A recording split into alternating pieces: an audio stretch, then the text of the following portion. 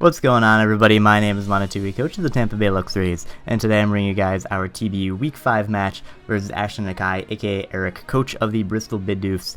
His channel link will be in the description below. Like I said in my team builder, we are looking to get a little bit of revenge against Mr. Akai here for the hacks he delivered onto us PPL Season 1 of D2.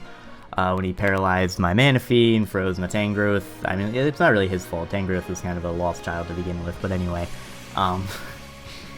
He's on that team. But, the 6 that he has brought, or that he has decided to bring, or that he decided to brought, English is stupid. Anyway, Pilot's Line, Chandelure, Reuniclus, Zapdos, Hitmonlee, and Liepard. No Mega Altaria. That's pretty cool, even though I did have a lot for it. Mega Altaria is just kind of always kind of scary. So thankfully I don't have to deal with that thing. And on my team, we have our Expert Belt Kyurem Black, we have our Spadef Diancie, we have our Life Orb Zoroark, our Mega Blastoise, our Life Orb Scolipede, and our Eviolite Magneton.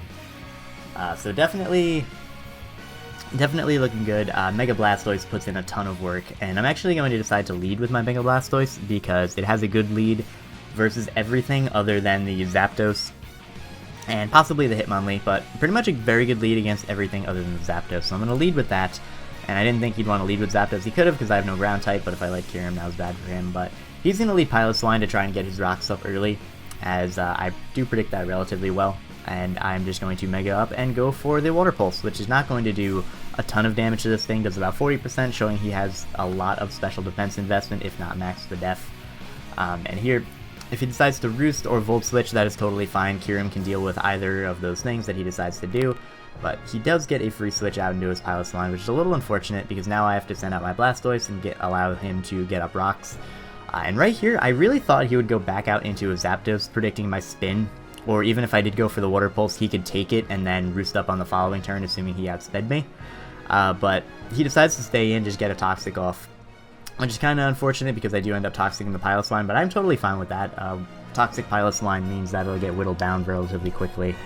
And anyway, here, after he switched out his Pilot's Line back into his Zapdos, I decided to go for a Water Pulse again to put this thing in range of another Water Pulse and force him to essentially Roost.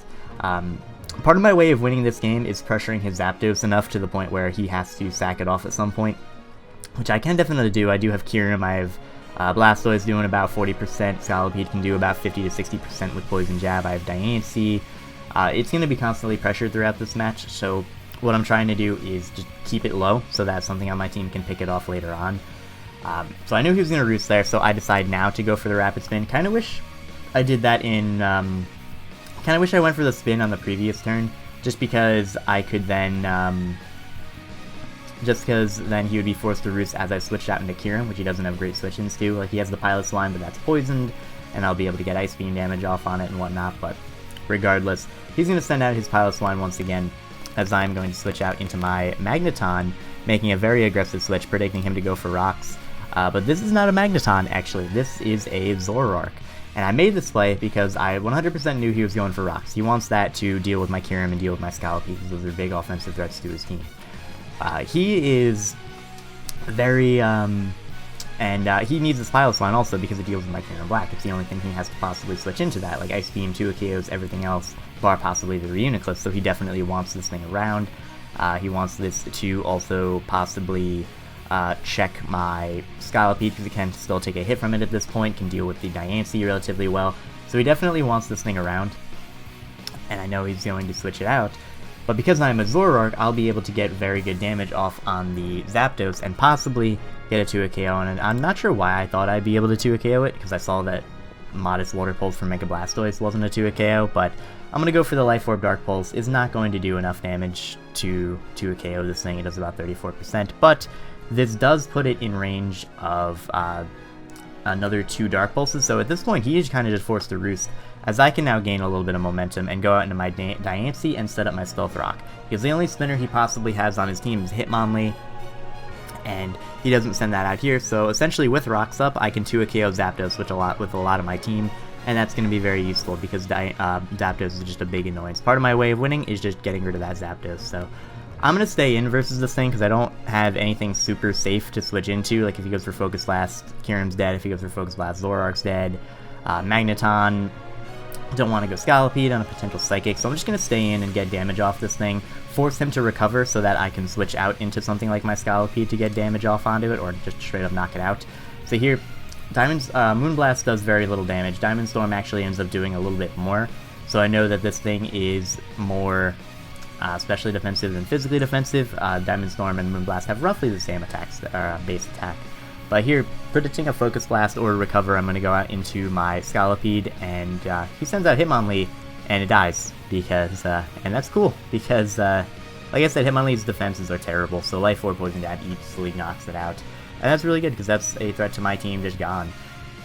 Here, I know he's 100% T-Waving me. There's no way he's doing anything else other than going for T-Wave because he needs my Scolipede Paralyzed. So I'm going to switch out into my Magneton. And I have pretty much a free Volt Switch here. If he wants, he can go Pilot's Line and then pivot around into Zapdos. But then Pilot's Line's taking Rocks damage, taking Toxic damage. So I didn't think he'd want to do that. Just go right for the Volt Switch.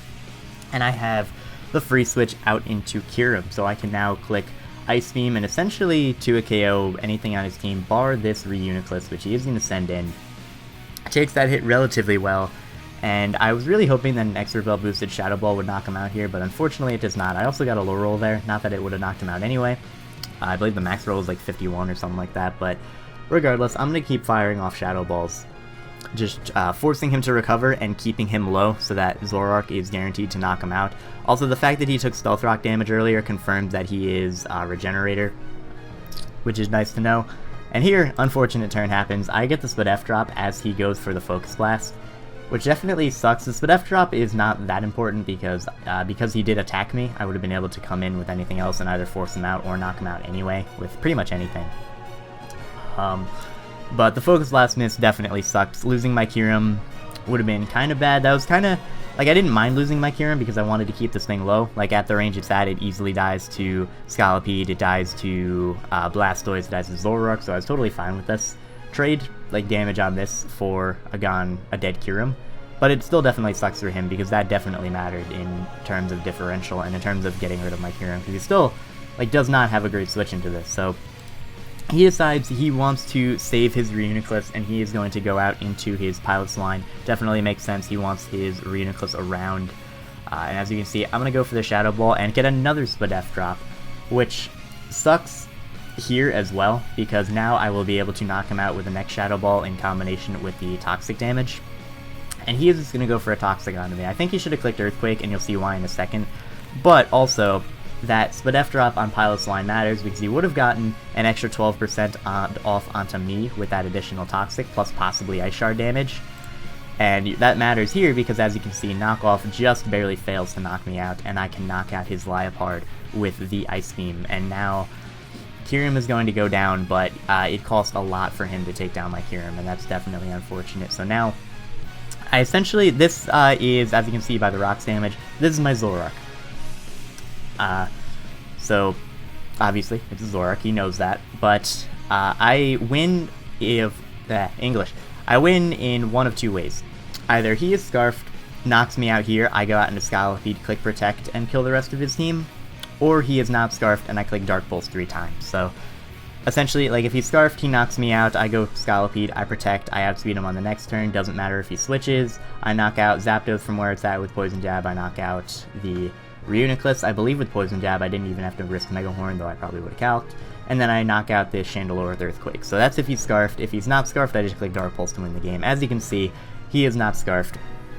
So I will be able to just click Dark Pulse to pick off the rest of his team. And that is going to be a good game to Eric. As you can see, he's going to send in Zapdos. That's going to go down to the Life Orb Dark Pulse. And now all he has left is his Reuniclus, which confirms that he is Regenerator instead of Overcoat, I guess. Not that he would ever run Overcoat, but we get to knock out the Reuniclus with the Dark Pulse on the next turn, and that is the game. We win 5-0 over Eric. So definitely, I guess the hacks that I got against him is a little bit of justice for, like, however long ago we played, like, months and months ago. Not that it's really justice, because it's an entirely different league, entirely different game and whatnot, so... definitely that. I don't think the hacks really made me win. It definitely mattered on differential. It 100% mattered on differential.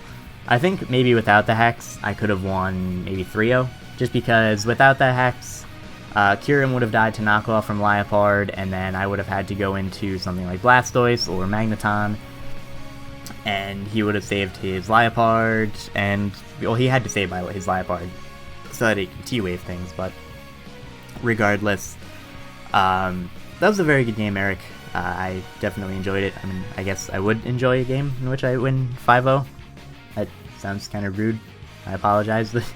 So anyway, before this gets any worse, thank you guys very much for watching. I hope you're looking forward to next week. Next week we go up against the Munchlaxter United. Definitely going to be an exciting one there. So thank you guys very much for watching, and I'll see you next time.